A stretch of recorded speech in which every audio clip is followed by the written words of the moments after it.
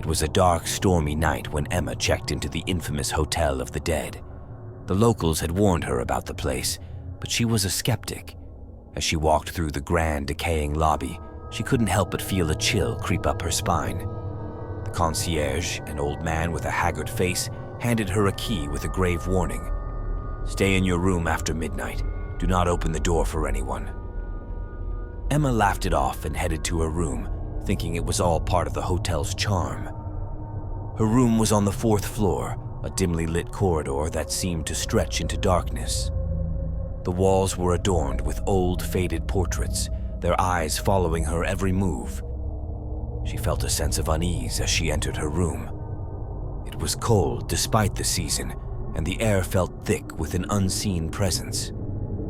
Emma unpacked her bags and settled into the creaky bed, trying to shake off the eerie feeling. As the clock struck midnight, Emma heard a faint wailing sound. It was distant at first, but it grew louder, echoing through the halls. She sat up in bed, her heart pounding. The sound was coming closer. She got out of bed and tiptoed to the door, pressing her ear against it. The wailing turned into a sorrowful cry, sending shivers down her spine. She remembered the concierge's warning and decided to ignore it, thinking it was just her imagination. But then she heard footsteps, soft and deliberate, approaching her room.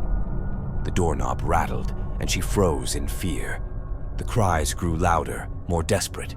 It sounded like a woman in distress. Emma's curiosity got the better of her, and she opened the door just a crack. Standing in the hallway was a woman in a tattered wedding dress, her eyes hollow and her face pale as death. Her mouth was open in a silent scream, and her hands reached out toward Emma. Emma slammed the door shut, her heart racing. She backed away, stumbling over her own feet, and fell onto the bed. The cries continued, now accompanied by a scratching at the door. Emma scrambled under the covers, trembling. The scratching grew more intense, and the door began to creak open. The wailing bride stepped into the room, her ghostly figure gliding across the floor. Emma tried to scream, but no sound came out. The bride's empty eyes locked onto hers, and Emma felt an icy grip on her heart. The ghost hovered over her, its cold breath sending chills through Emma's body. She tried to move, but she was paralyzed with fear. The bride leaned in close, whispering in a voice that sounded like the wind through the trees. "Help me." Emma's vision blurred, and she felt herself slipping into darkness. When she awoke, it was morning. The room was empty and the door was shut. Emma bolted out of bed and ran downstairs. The concierge was waiting, his expression grim. "You saw her, didn't you?" he asked. Emma nodded, unable to speak. The old man sighed. "She was a bride abandoned on her wedding day. She took her own life in that very room. Now she roams the halls searching for someone to take her place." Emma checked out immediately, but she could never forget the wailing bride. She left the infamous Hotel of the Dead, but the bride's cries haunted her dreams forever. She tried to move on, but every time she closed her eyes, she saw the bride's hollow gaze. Desperate for answers, Emma researched the hotel's history. She discovered that many guests had reported similar encounters over the years. The bride's ghost was a well-known legend, and those who saw her were said to be cursed. Emma's fear grew as she realized that the curse might be real. Emma began to experience strange occurrences in her own home. Objects moved on their own, and she heard faint cries in the night. She felt the bride's presence everywhere she went, a constant reminder of that terrifying night. Her friends noticed the change in her, but Emma couldn't bring herself to tell them the truth. One night, Emma had a vivid nightmare. She was back in the hotel, standing in the hallway outside her room. The bride was there, her eyes filled with sorrow. "Help me," she whispered again. This time, Emma didn't run. She reached out, taking the bride's cold hand. In that moment, she felt a rush of emotions, pain, despair, and an overwhelming sense of loss. Emma woke up with a start, her heart racing. She knew what she had to do. She returned to the infamous Hotel of the Dead, determined to put the bride's spirit to rest. She brought with her an old wedding dress she had found in a thrift store, hoping it would help. As she entered the hotel, the atmosphere was even more oppressive than before. The concierge nodded solemnly, as if he knew why she had come. Emma made her way to the 4th floor, her steps echoing in the silent hallway. She stood outside her old room, the dress clutched in her hands. The door creaked open, and Emma stepped inside. The room was just as she remembered, cold and dark. She laid the dress on the bed and whispered a prayer for the bride's soul. Suddenly, the temperature dropped, and Emma saw the bride's ghostly figure appear before her. The bride reached out, touching the dress with trembling hands. Tears streamed down her pale cheeks as she looked at Emma. "Thank you," she whispered, her voice filled with gratitude. The ghost began to fade, her form dissolving into the air. Emma felt a weight lift from her shoulders as the bride's presence disappeared. Emma left the hotel, feeling a sense of peace she hadn't known in months. She knew the bride's spirit was finally at rest, and she could move on with her life. The infamous Hotel of the Dead still held many secrets, but Emma had faced her fear and emerged victorious.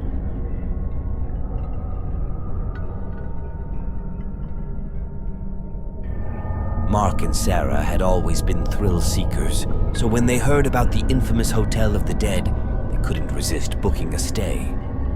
They laughed off the local legends and checked into room 217, known for its ghostly activity. The room was eerily beautiful, with antique furniture and a large, ornate mirror that seemed to watch them. As night fell, Mark and Sarah sat by the fireplace, sharing ghost stories. The room grew colder, and the fire flickered as if touched by an unseen hand. They shrugged it off and decided to call it a night. Sarah climbed into bed, but Mark stayed up, drawn to the mirror. He stared at his reflection, but something seemed off. The image in the mirror was smiling, even though he wasn't. Mark felt a cold breeze and turned around, but the room was empty. He looked back at the mirror, and his reflection was gone. In its place was a shadowy figure with hollow eyes. Mark's heart raced, and he backed away, tripping over the rug. The figure stepped out of the mirror, gliding toward him. He shouted for Sarah, but she was sound asleep. The ghostly figure stopped at the foot of the bed, its gaze fixed on Sarah. Mark watched in horror as the figure extended a skeletal hand and touched Sarah's forehead. She stirred, her face contorting in pain. Mark lunged forward, but an invisible force threw him against the wall. The figure leaned over Sarah, whispering in a language Mark couldn't understand. Sarah's eyes snapped open, glowing with an unnatural light. She sat up, her movements jerky and mechanical. Mark struggled to his feet and grabbed her, but she pushed him away with strength that wasn't her own. The ghostly figure stood behind her, its hollow eyes gleaming with malice. Sarah's mouth opened, and a guttural voice emerged. "She is ours now." Mark fought against the invisible force, desperate to save Sarah. He grabbed a Bible from the nightstand and began to read aloud. The room shook, and the ghostly figure screamed, a sound that pierced Mark's soul. Sarah collapsed, and the figure dissolved into the air. Mark rushed to her side, praying she was all right. Sarah opened her eyes, dazed and confused. She had no memory of what happened, but the room bore the marks of the struggle. The mirror was shattered, and the walls were scratched with deep, claw-like marks. Mark helped her up, and they packed their bags, determined to leave the hotel immediately. As they walked down the hallway, they heard whispers and footsteps behind them. Mark glanced back and saw shadows dancing along the walls. He quickened his pace, clutching Sarah's hand. They reached the lobby and checked out, but the concierge's knowing smile sent chills down their spines. Mark and Sarah left the infamous Hotel of the Dead, but the experience haunted them. They never spoke of it again, but they both knew that something dark and malevolent still lingered in room 217, waiting for its next victim. They tried to forget, but the memory of that night was etched in their minds. Years later, Mark received a call from an old friend who was a paranormal investigator. The friend had heard about their experience and wanted to investigate the hotel. Mark was hesitant, but he agreed to join the investigation. He felt a sense of duty to uncover the truth. They arrived at the hotel with a team of investigators, armed with cameras and recording equipment. The concierge eyed them warily but allowed them to proceed. They set up in room 217, the air thick with tension. As night fell, they conducted their investigation, capturing strange noises and unexplained movements. Suddenly, the temperature dropped and the mirror began to fog up. A message appeared written in the condensation. "Leave now." The investigators were stunned, but Mark felt a surge of fear. He knew they were not welcome. The room began to shake, and the ghostly figure emerged from the mirror once again. The investigators scrambled to document the phenomenon, but the ghost's rage was palpable.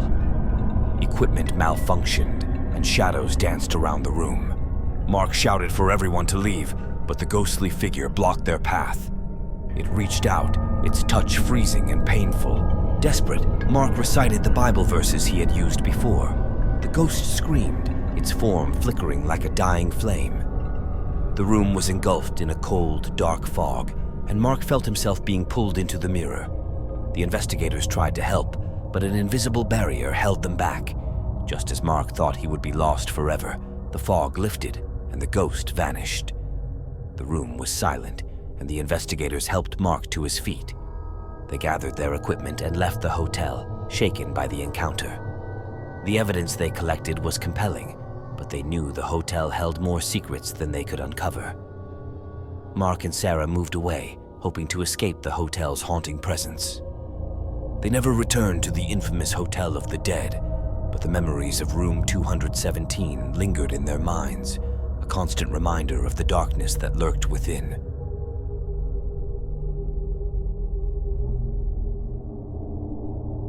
Lucas was a travel blogger, always looking for the next big story. When he heard about the infamous Hotel of the Dead, he couldn't resist the opportunity. He checked in, eager to explore the haunted halls and uncover the truth behind the legends. The concierge, a stern man with piercing eyes, handed him a key and warned him, "Beware the Bellboy." Lucas shrugged off the warning and headed to his room on the 3rd floor. The hotel was a labyrinth of narrow hallways and creaking floors. As he walked, he felt like he was being watched. He reached his room and was about to unlock the door when he heard a soft voice behind him. "Need help with your bags, sir?" He turned to see a young bellboy, dressed in an old-fashioned uniform. The boy's eyes were dark and empty, and his smile sent shivers down Lucas's spine. "I'm fine, thanks," Lucas replied, but the bellboy insisted.